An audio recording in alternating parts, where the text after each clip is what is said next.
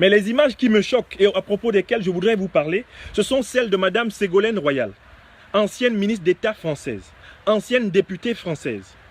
Madame Ségolène Royal, ancienne candidate à l'élection présidentielle française de 2012, qui va à Banganté, s'afficher avec la maire, Madame la maire du RDPC, de la ville de Banganté, et qui prend sur elle le drapeau du RDPC, avec l'effigie du dictateur, du criminel, de l'assassin, de l'impénitent, de l'impotent, du cynique Paul Biya, et Madame Ségolène Royal se fait filmer avec cela, participe donc à la campagne du plus atroce dictateur survivant aujourd'hui en Afrique francophone, Monsieur Paul Biya.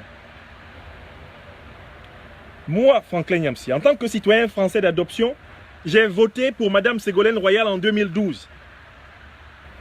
En 2007, contre Monsieur Nicolas Sarkozy. Ségolène Royal représentait l'espoir que les femmes françaises, en accédant à la magistrature suprême, affirment l'égalité de genre. Elle représentait l'espoir qu'une gauche sensible à la souffrance humaine s'installe au pouvoir. Elle représentait l'espoir qu'un dirigeant africain né au cœur du Sénégal, c'est le cas de Madame Royal, enfin mette fin à la France-Afrique.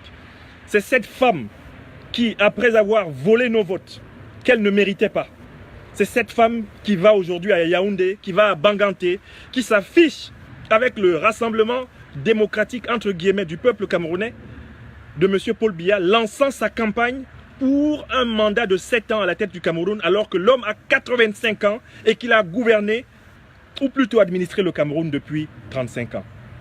Honte à vous, Madame Royal. Vous êtes la honte de la classe politique de la gauche française, de la gauche socialiste. Vous êtes en réalité le produit du racisme et du crypto-racisme français le plus bas. Madame Royal, vous êtes l'expression précisément de cette hypocrisie si largement partagée dans la classe politique française et qui lui fera perdre l'influence française en Afrique francophone.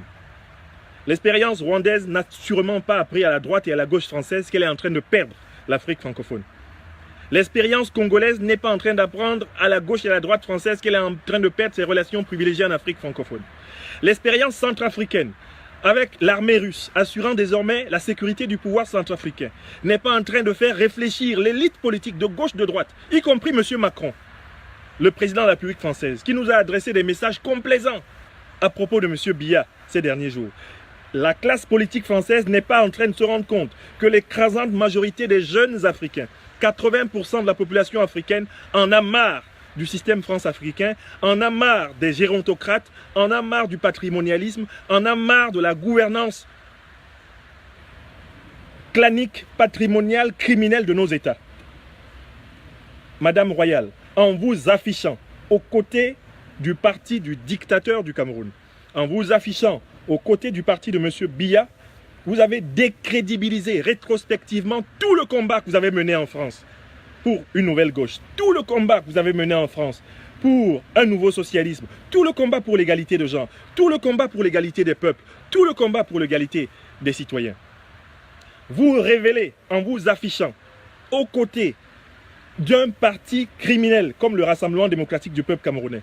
Vous révélez précisément la nature profondément criminelle de la tradition politique de ces énarques froids, indifférents et cyniques dont vous êtes héritière.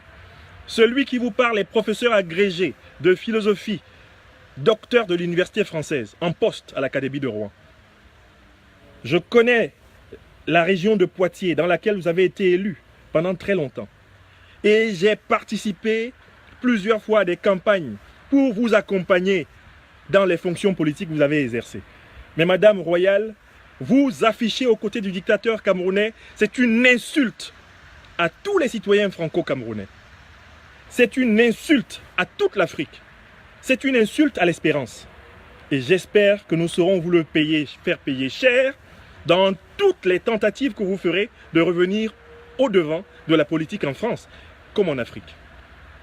Monsieur Biya est un astre éteint. La lumière qui émane de son corps est la lumière d'un astre éteint. Monsieur Biya et son système politique s'écrouleront, soit en vertu des lois de la biologie, soit en vertu des lois de l'histoire, soit en vertu des lois de la géostratégie.